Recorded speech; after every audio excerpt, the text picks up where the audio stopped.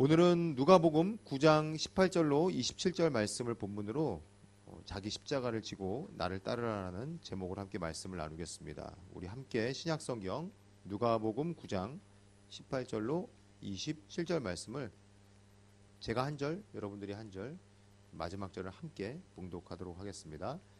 누가복음 9장 18절입니다. 예수께서 따로 기도하실 때에 제자들이 주와 함께 있더니 물어 이르시되 무리가 나를 누구라고 하느냐.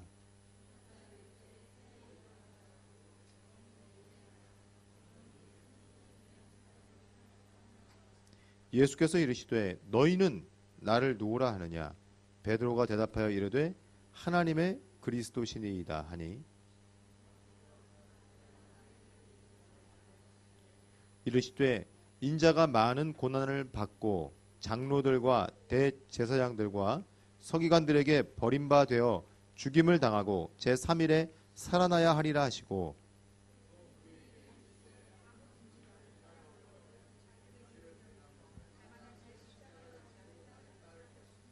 누구든지 제 목숨을 구원하고자 하면 잃을 것이요 누구든지 나를 위하여 제 목숨을 잃으면 구원하리라.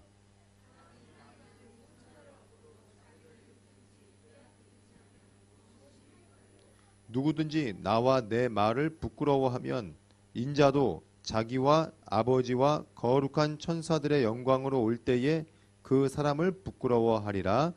내가 참으로 너희에게 이르노니 여기 서 있는 사람 중에 죽기 전에 하나님의 나라를 볼 자들도 있느니라. 아멘. 지난 한 주간 예수님께서 최고의 스승이 되시고 또 그분을 닮아가는 삶을 사셨나요? 네. 여러분 그런 삶을 살아가게 되기를 주님의 이름으로 축원합니다. 저도 계속해서 예수님을 묵상하고 또 그리고 예수님을 살아가기 위해서 함께 걸어가는 중입니다. 우리가 예수님으로부터 배워야 할 것, 그것은 바로 다른 것이 아니라 그분의 희생, 또 그분의 삶을 담고 있는 가장 중요한 바로 십자가입니다. 십자가가 나의 죄를 사해주는 수단이 될 때에 우리는 예수님과 하나님을 우리가 따르고 배우는 삶이 아닌 우리가 우상 숭배를 하는 나의 목적과 나의 성공을 위해서 그 십자가를 수단 삼는 삶을 살아갈 수가 있습니다. 그러나 우리가 그 십자가를 목표로 삼고 정말 도달할 수 없을 것 같지만 끊임없이 도전하며 나아갈 때에 그 삶의 목표가 되기 때문에 우리가 주님을 따르게 될 줄 믿습니다.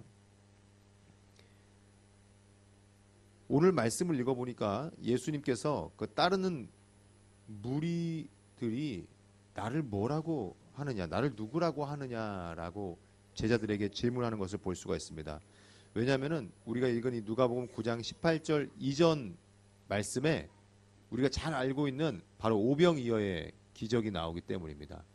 예수님께서 제자들과 함께 그 무리들을 이끄시고 광야에서 그 무리들에게 이제 말씀을 가르치시고 그 말씀을 가르치다가 이제 시간이 너무 해가 뉘엿뉘엿지고 이제 배가 고픈 시간이 되자 하루 종일 허기졌던 그 사람들에게 예수님께 제자들이 찾아와 예수님 이제 저들을 돌려 보내시죠. 알아서 가서 좀 먹을 걸 찾아 먹게 하시죠 했더니 예수님이 그러지 말고 우리에게 있는 것을 나누어 주자 하며 그 한 어린 소년이 가지고 온 오병 5개의 떡과 2마리 말린 물고기를 가지고서 떡을 떼시면서 축사하시고 떡을 떼시면서 그 많은 5,000명이나 되는 무리들을 먹이신 그 장면이었습니다. 무리에게 예수님께서 말씀을 주시고 또 그리고 무리에게 예수님께서 떡을 떼어 주셨습니다. 그 무리 중에서 제자들은 따로 있었다는 것을 우리는 기억해야 됩니까? 기억해야 될 줄 믿습니다. 여러분 우리는 무리가 아닌 예수 그리스도의 제자가 되시기를 주님의 이름으로 축원합니다. 예수님께서 물으셨습니다. 제자들에게 무리가 나를 무엇라고 하느냐. 그러자 그 제자들이 대답을 합니다. 세례 요한이요, 엘리야요, 옛 선지자들 이사야라든지 막 이런 그 기라성 같았던 그런 선지자들 중에 한 사람입니다 라고 말하더이다. 그렇다면 너희는 나를 누구라 하느냐.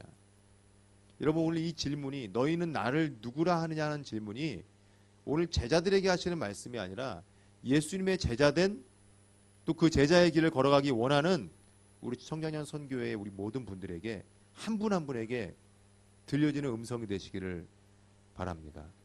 예수님께서 우리들에게 지금 말씀하십니다. 너는 나를 누구라 하느냐? 베드로가 정답을 말하죠. 주는 그리스도시요 살아계신 하나님의 아들이시니다. 여기는 지금 우리가 읽은 이 누가복음 버전에는 하나님의 그리스도시다라고만 짧게 고백되어 있지만 마태복음과 또 마가복음에 보면은 주는 그리스도시요 살아계신 하나님의 아들이시니이다라는 이 장면이 나옵니다. 정말 진리를 말한 거죠. 가끔씩 이 성령께서 지혜를 주시면은 우리도 알지 못하는 놀라운 신앙 고백을 할 때가 있습니다. 이 기도 제목을 나누다가 보면은 참 많이 은혜를 받아요. 지체들과 함께 기도 모임을 하다 보면은 이렇게 막 서로 이야기를 하다가 수습이 안 될 때가 있습니다. 가끔 막 울면서 막 누군가가 막 그러면은 이 수습이 안 될 때가 있어요. 아니 오늘만 그런 게 아니야. 항상 그런 일들이 있어요. 있는데 이제 그러면은 어찌해야 될지 저도 이제 당황스러울 때가 있죠. 아니 지금 울 타이밍이 아닌데 내가 울린 것도 아닌데 이거 뭐 어떻게 하더라. 그러면 이제 지나가다가 이제 다른 기도 제목들 함께 나누다가 지체들 중에 참 성령께서 주시는 그 지혜로 비슷한 삶의 고민들을 함께 나누면서 지혜롭게 이렇게 위로해주고 또 격려해주고 하는 것들을 발견할 때가 있습니다. 베드로에게 마치 이와 같은 지혜가 성령의 지혜가 임하셔서 지금 이런 놀라운 고백을 한 겁니다. 그러자 예수님께서 너무 깜짝 놀라신 거죠. 아니 얘가 이 말을 할 줄 몰랐는데 얘기를 하니까 예수님께서 지금 이 말을 절대로 아무에게도 하지 마라.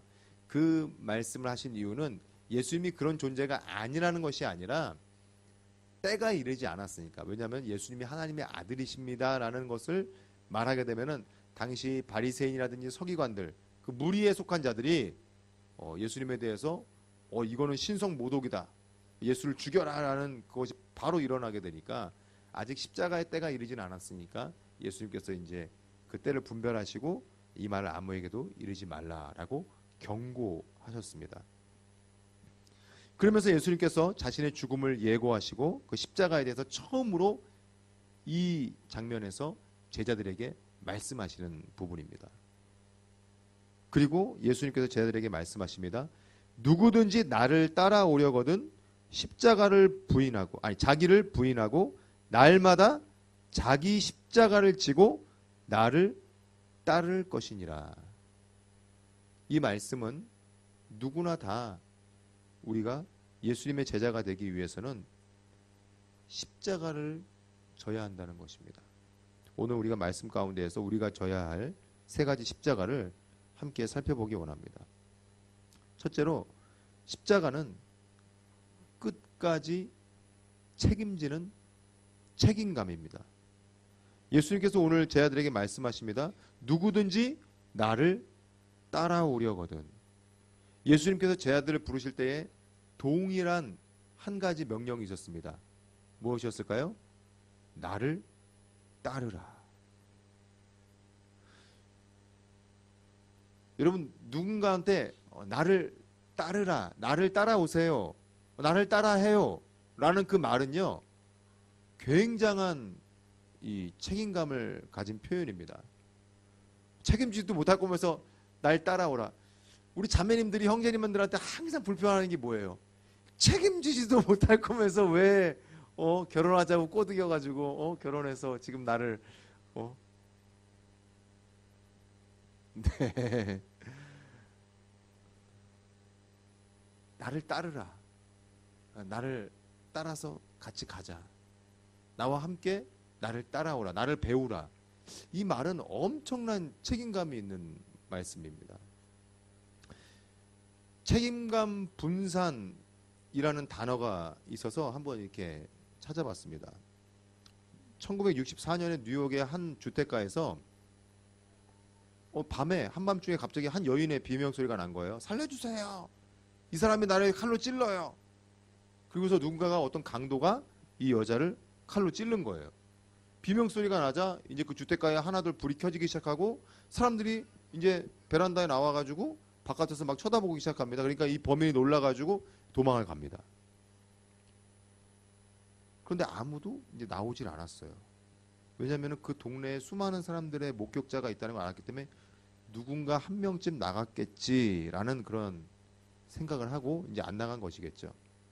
이 정도 상황이면 누군가 어떤 힘센 용감한 남자가 나가지 않았을까라는 그런 생각을 다들 했던 거겠죠. 6분의 시간이 지나고 또다시 그 강도가 그 쓰러져 있는 여인에게 와서 두 번째로 칼로 찌릅니다. 살려주세요. 그러자 한 남자가 창문을 열고 그 여자에게서 떨어지라고 소리를 치고 막 이제 명령을 하더니까 이 강도가 놀라서 다시 도망을 갑니다. 근데 아무도 나오질 않았습니다. 다시 시간이 얼마만큼 지나자 이 강도가 다시 와가지고 이 여자를 칼로 찌릅니다. 다시 불이 켜졌지만 아무도 나오지 않았고 결국 그 여자는 다음날 시신으로 발견이 됐습니다. 이 사건을 통해서 이 달리 또 라타네라는 사람들이 이 달리 그리고 라타네라는 두 연구자가 사회과학을 연구하는 사람이겠죠. 이걸 가지고 실험을 가지고 연구를 하면서 이제 말한 것이 책임감 분산. 어떤 사건이 있을 때에 그 사건에 대해서 사람들은 책임감에 대해서 책임감이 분산될 때에는 이것이 결국 아무도 책임을 지지 않게 되는 그런 범죄가 된다는 것을 알게 되었습니다. 여러분 우리는요 이 30대, 40대, 이제 50대 이 청장년의 시기를 걸어가시면서 여러분 책임감이라는 이 단어가 굉장히 아마 많이 다가오실 겁니다. 내가 어디까지 책임을 져야 되나?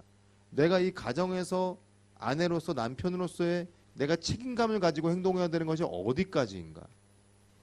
내가 부모로서 어디까지가 나의 책임감인가? 내가 직장에서 일을 하면서 어디까지가 나의 책임감인가? 혹은 교회에서 교회로서 우리가 모이면서 어디까지가 나의 책임감인가? 이 책임감들이 분산될 때에 결국 우리는 이 모임과 또 그리고 내가 속한 공동체의 그 목적을 잃게 된다는 것입니다. 아무도 책임지지 않는 일이 생긴다는 것이죠. 여러분 하나님은요 세상을 창조하셨습니다. 세상을 창조하시고 아담과 하와가 선악과를 따먹는 장면을 하나님은 보셨습니다. 아담과 하와가 선악과를 따먹는 순간 하나님의 책임감은 어디로 향했냐면은 곧바로 갈보리 언덕에 십자가까지 바라보셨다는 것을 우리가 알고 있습니다. 창세기 3장 15절에 보면은 여자의 후손은 내 머리를 상하게 할 것이요 너는 그의 발꿈치를 상하게 할 것이니라. 예수님의 그 십자가 사건을 예표하는 바로 선악과를 따먹은 바로 이후에 하나님께서 사단에게 뱀에게 하신 말씀이었습니다. 여러분 우리는 그런 생각을 하죠. 아유 왜 하나님은 선악과를 따먹게 내버려두냐. 그때 갑자기 나타나가지고 손을 탁 치면서 이놈 하든지 내가 먹지 말라 그랬지. 아담아 먹지 말라 그랬지 않느냐. 여러분 우리가 범죄하는 순간들 우리가 탐욕을 가지고 우리가 정욕을 가지고 싸우고 우리가 하는 그 모든 죄를 짓는 은밀하게 남들이 알지 못하는 죄를 짓는 그 순간 하나님이 땅펑 하고 나타나셔가지고 얘야 너 왜 그런 짓을 하니? 라고 말씀하시면 얼마나 좋을까. 그게 그리스도인의 특권이라면 얼마나 좋을까. 그러나 하나님은 우리를 로봇으로 만들지 않으셨다는 거죠. 자유의지를 주시고 자유롭게 하나님을 사랑하도록. 왜냐하면 모조된 사랑이 아닌 참된 사랑을 원하시기 때문에 참된 예배를 원하시기 때문에 하나님은 우리에게 자유의지를 주셨습니다. 어디까지? 하나님을 떠날 수도 있는 그 마지막까지. 그건 정말 놀라운 사랑이죠. 여러분, 하나님은요, 우리를 창조하시고 지금 이 세상 가운데 우리를 이렇게 탁탁탁탁 놓으시고서요, 무책임하게 계신 분이 아닙니다. 십자가까지 그 창조의 순간 선악과 이후에 바라보셨던 그 하나님의 끝까지 책임지는 책임감. 여러분, 우리의 삶 가운데에 그렇게 끝까지 책임지는 책임감을 가지고 나아가시기를 주님의 이름으로 축원합니다. 나를 따르라. 우리가 우리의 삶 가운데 있는 무겁게 짊어지고 있는 것 같은 책임감들을 결국 우리가 지는 것이 아니라 우리와 함께 우리 먼저 길을 걸어가고 계시는 그 예수 그리스도의 십자가의 바이아치를 따라서 우리의 삶 속에 있는 크고 작은 책임감들을 감당하게 되신 우리 모두가 되기를 주님의 이름으로 축원합니다. 둘째로 우리가 예수님께 배우고 우리가 져야 할 두 번째 십자가는 바로 넘치는 희생입니다. 넘치는 희생. 과도한 친절이 넘치는 세상에서 지금 우리가 살고 있습니다. 전화 딱 하면 아주 그냥 나오죠. 사랑합니다, 고객님. 나는 언제 봤다고 사랑을 해. 내 얼굴을 본 적도 없고 내 음성을 들은 적도 없고 나랑 아무런 관계도 없는데 사랑합니다, 고객님. 나를 호갱으로 만들기 위한 그런 수작이죠. 친절함이 난무합니다. 예전에는요, 사람들이 참 이렇게 뭐랄까 매너가 좀 없었는데 점점 우리가 이 사회에서 생활하는 것에 있어서 굉장히 사람들이 점점 친절한 것을 볼 수가 있습니다. 그런데 그 모든 친절에는 의도가 숨어져 있는 것을 알게 되죠. 의도적인 친절. 정말 껍데기뿐인 그런 친절이죠. 예수님은 때때로 좀 과격해 보입니다. 나를 따르라. 그러자 제자들이 말하죠. 제자가 될 그 후보생이 말하죠. 제가 부모님한테 가서 작별 인사라도 좀 하고 오게 해주세요. 아비와 본토 친척을 떠나지 않는 자는 나는 필요가 없다. 굉장히 과격하고 정말 예의 없는 행동 아닙니까? 잠깐 인사하고 오겠다는데 내 부인과 아내와 저기 자녀들에게 잠깐 인사하고 오겠다는데 이제 언제 만나게 될지 모르니까 나를 따르니까 어디로 가는지 목적지도 모르고 가니까 어디로 가십니까? 뭐 대답도 안 해주고 그냥 나를 따르라. 예수님은요, 불친절해 보입니다. 때때로. 우리의 삶 가운데 함께 있는 예수님이 그런 불친절함으로 다가올 때가 있는 것 같습니다. 그러나 예수님을 바라볼 때 우리가 보는 것은 그분의 태도가 아닌 그분의 이루신 그 목적과 성취하신 십자가를 바라보게 되시기를 주님의 이름으로 축원합니다. 여러분, 희생을 하는 삶을 살자, 희생을 하자라고 좋은 말이잖아요. 희생, 어디까지 어떻게 희생을 해야 될까? 넘치는 희생. 여러분, 희생은요, 내 안에 먼저 내 삶에 내가 누군가로부터 누군가가 나를 위해 희생했다는 것을 우리가 경험을 해야 됩니다. 우리는 알게 모르게 우리의 주변에 있어서 나를 위한 수많은 사람들의 그 희생들을 압니다. 부모님, 대표적으로 부모님이 있고 또 주변에 나의 동료들과 또 나에게 친절하게 대해주는 사람들, 날 위해 희생하고 있구나라고 생각할 때가 있습니다. 이런 희생을 우리가 경험하지 못하면은 다른 사람을 위해서 희생한다는 것이 어렵죠. 바꾸어 말하면 내가 누군가를 위해서 전적인 희생을 못한다는 것은 나는 그러한 희생을 경험하지 못했다는 것입니다. 나를 위해 누군가가 먼저 희생을 해줬다면 나는 그 사람을 위해서 희생할 용의가 있어. 이거는 뭐죠? 거래입니다. 거래죠. 이거는 희생이라고 볼 수가 없습니다. 우리가 정말로 예수님의 십자가의 그 희생을 경험했다면, 그리고 나의 삶 가운데에서 내가 정말로 매일매일 매 순간순간 어렵고 힘든 일이 다가올 때마다 그 예수 그리스도의 십자가의 희생을 나의 삶 가운데 되새기고 경험하며 살아간다면 우리는 우리의 삶 속에서 예수 그리스도와 같은 십자가에 넘치는 희생을 할 수 있을 줄 믿습니다. 마태복음 20장 25절에서 28절 말씀에 예수께서 제 아들을 불러다가 이르시되 이방인의 집권자들이 그들을 임의로 주관하고 그 고관들이 그들에게 권세를 부리는 줄을 알거니와 너희 중에는 그렇지 않아야 하나니 너희 중에 누구든지 크고자 하는 자는 너희를 섬기는 자가 되고 너희 중에 누구든지 으뜸이 되고자 하는 자는 너희의 종이 되어야 하리라. 인자가 온 것은 섬김을 받으려 함이 아니라 도리어 섬기려 하고 자기 목숨을 많은 사람의 대속물로 주려 함이니라. 그리스도인의 십자가, 우리가 살아가야 된 삶의 목적이 되는 그리스도인의 십자가는 넘치는 십자가의 희생이 되시기를 주님의 이름으로 축원합니다.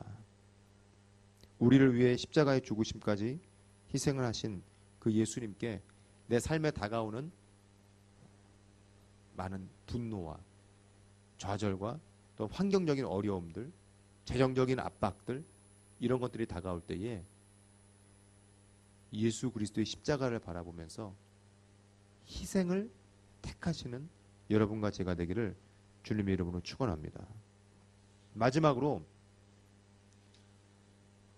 십자가는 우리가 예수님께 배우고 또 우리가 져야 할 십자가는 하나님의 완전한 능력입니다.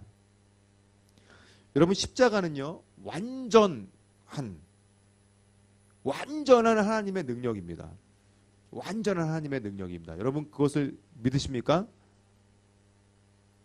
잘 못 믿으시는 것 같은데 여러분 그걸 못 믿으면 구원을 받지 못합니다. 예?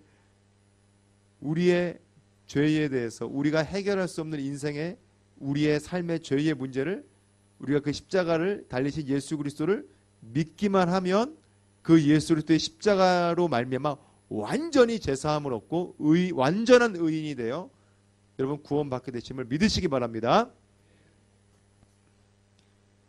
7살 미만의 어린애, 제가 아이를 이제 셋을 키우면서 제가 깨닫게 된 것은 아이들이 7살 미만, 그러니까 6살까지는 거의 이 아이에게 아빠가 전지전능하십니다. 네. 아빠는 못 고치는 게 없고 아빠는 못 이기는 게 없고 모르는 게 없어요. 아빠는 정말 슈퍼컴퓨터고 아빠는 가장 헤라클레스보다 정말 힘이 센 사람이고 삼손보다도 힘이 센 사람이고 아빠는 정말 대단한 거의 뭐 하나님 같은 존재예요. 이 아이들에게. 그런데 이 아이들이 7살이 넘어가면서부터 이제 사회생활이 시작되고 옆에 집 아저씨와 아빠를 비교할 수 있게 되는 지적인 능력이 생기고 판단을 하게 되고 그럴 때에 이 아이들이 아빠의 능력을 의심하기 시작합니다. 뭐 엄마라고 예외가 아닙니다. 여러분. 엄마가 만들어주는 음식이 제일 맛있었어요. 엄마가 정말 해주는 게 제일 좋았어. 엄마가 입혀주는 옷이 제일 예뻤어. 그런데 밖에 나가서 떡볶이를 먹어보기 시작하고 햄버거를 먹어보기 시작하면서 이런 휘황찬란한 맛이 있다니. 또 옆집 아이들이 입고 다니는 예쁜 옷을 보면서 엄마가 입혀주는 옷보다 더 예쁜 옷이 있네? 그것을 알게 된다는 것이죠. 아이들은 점점 자라게 되면서 부모님의 능력을 의심하게 되고 자기의 생각과 판단으로 자신에게 다가오는 문제를 점점 청소년기를 거쳐가고 대학생이 되어가면서 아빠보다 자신의 문제가 더 커질 때에 이 아이들을 아빠를 향한 전폭적인 믿음이 깨어지게 되고 그리고 결국 아빠를 부모님을 부모님의 말에 대해서 의심하게 되는 것이죠. 이런 모습을 지켜보면서 우리의 하나님에 대한 믿음을 생각해 보게 됐습니다. 우리도 믿음이 정말 아이 같을 때 첫사랑으로 정말 예수님이라는 그 말만 들어도 막 마음에 눈물이 고이고 정말 하나님의 그 나의 삶을 주관하시는 그 하나님의 돌보심과 그 역사하심을 전폭적으로 내가 믿었을 때에는 정말 하나님 아빠 손잡고 밖에 나가면은 어떠한 세상에서 어떠한 문제가 다가와도 다 이기며 웃으며 하하하 이거 아무것도 아니야 하면서 정말 우리가 그런 순간들이 있었죠. 그런데 우리가 신앙생활을 하며 말씀 공부도 많이 하고 또 내 경험과 판단이 점점 자라나면서 우리 스스로 하나님조차 우리가 판단하기 시작하고 내 삶에 섭리하시고 역사하시는 하나님의 손길과 능력을 의심하기 시작합니다. 그리고 심지어 우리는 하나님을 정죄하기도 합니다. 결국 하나님에 대한 우리의 믿음이 깨어지게 되고 하나님을 반역하고 떠나가게 되는 것이죠.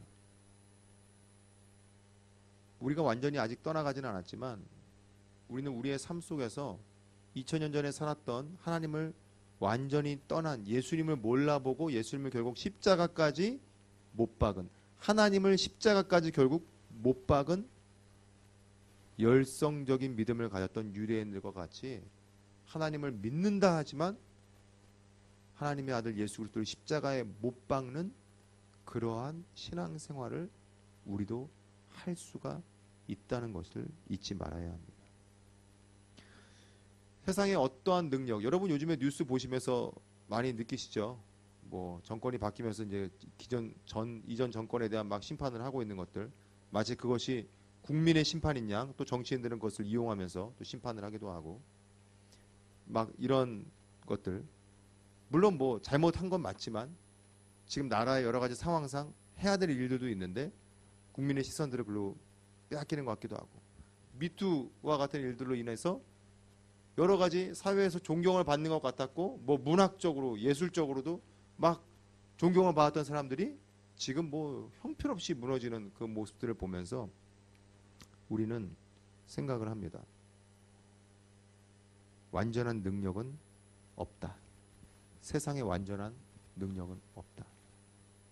세상에 우리가 완벽해 보이고 지금 우리가 되고 싶어하는 그런 능력자의 모습들, 그 모든 것들은 반드시 깨어지고 썩어지고 사라지고 만다는 것을 우리는 이미 보고 있습니다.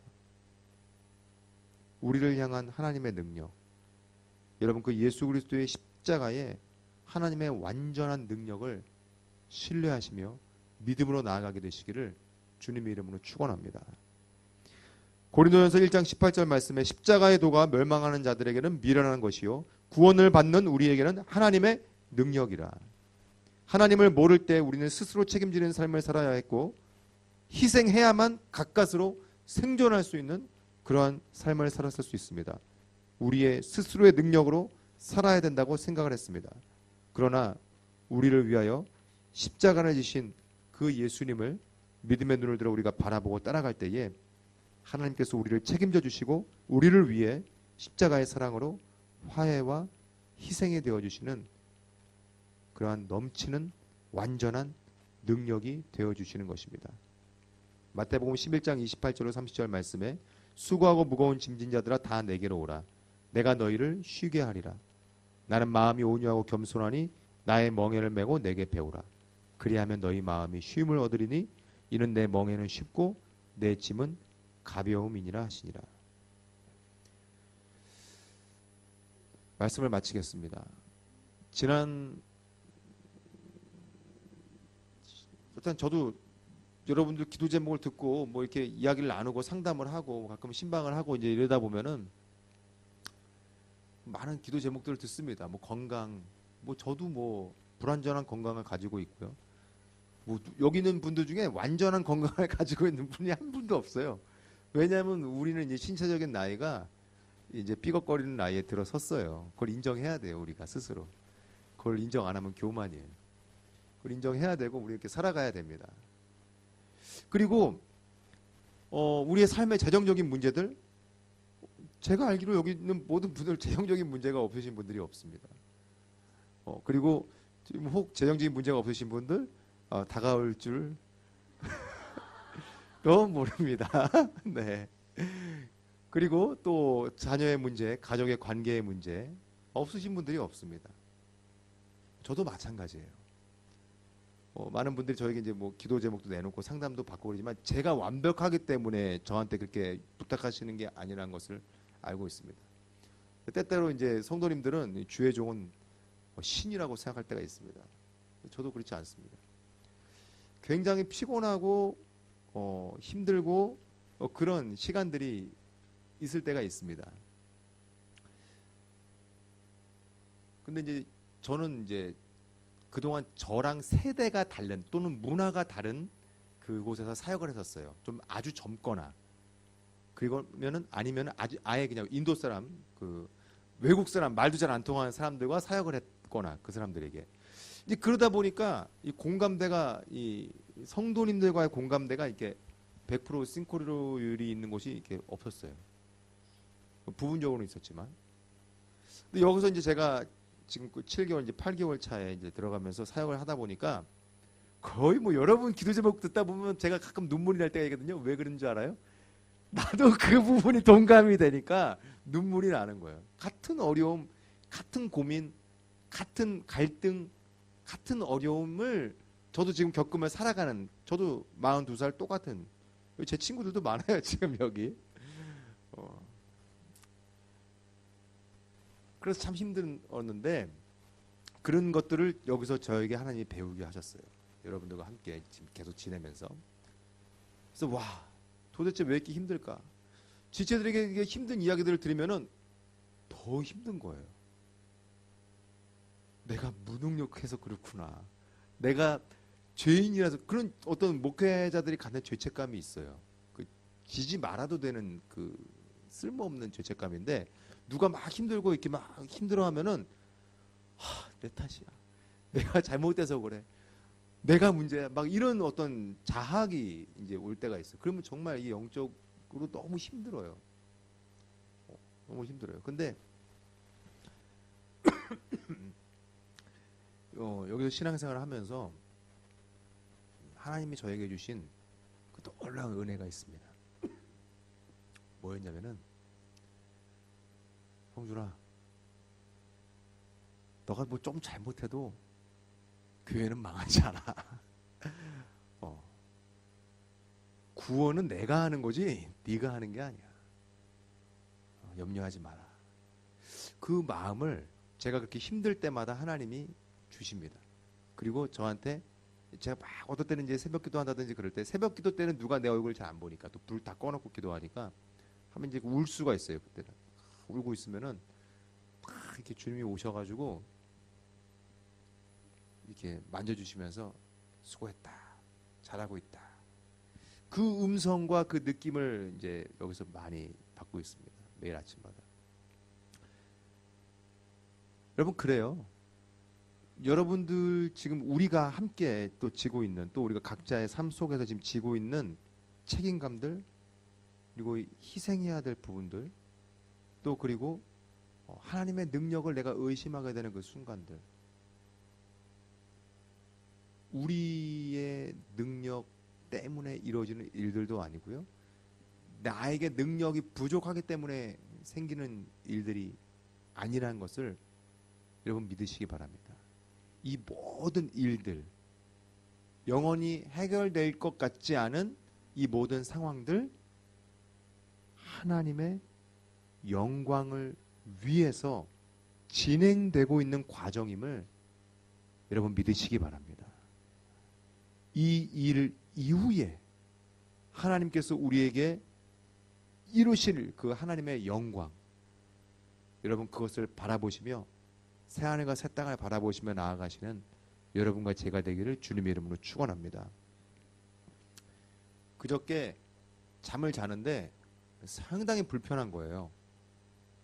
나 새벽에도 나가야 되는데 막 너무 불편한 거예요.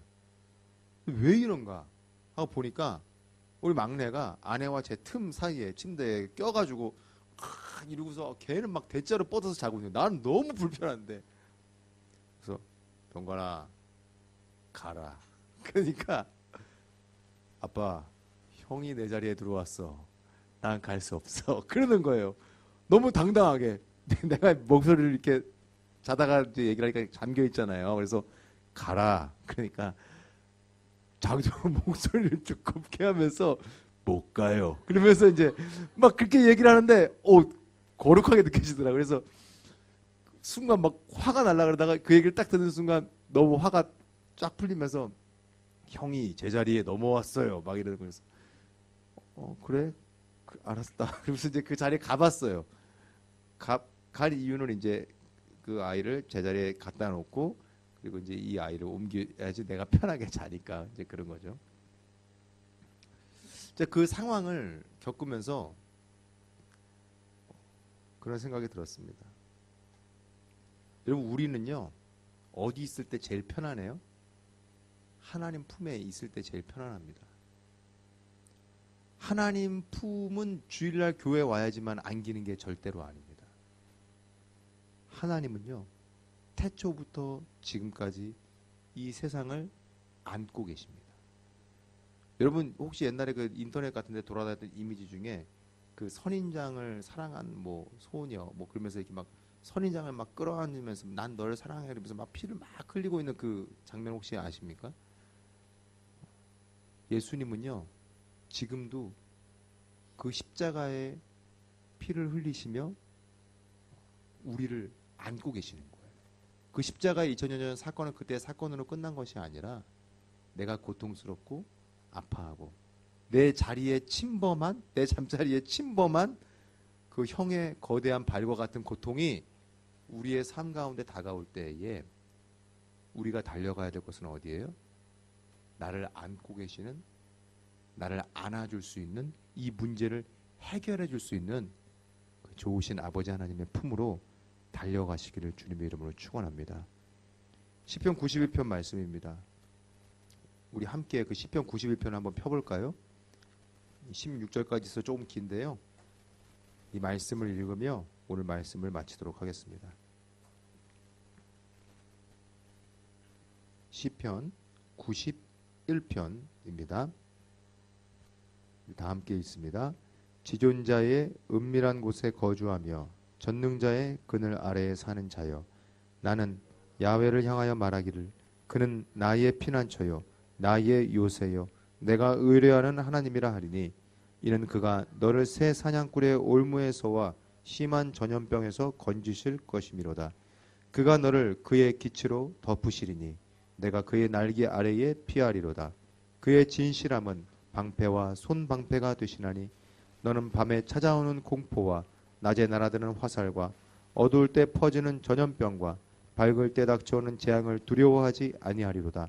1000명이 내 왼쪽에서 10,000명이 내 오른쪽에서 엎드러지나 이 재앙이 내게 가까이 하지 못하리로다.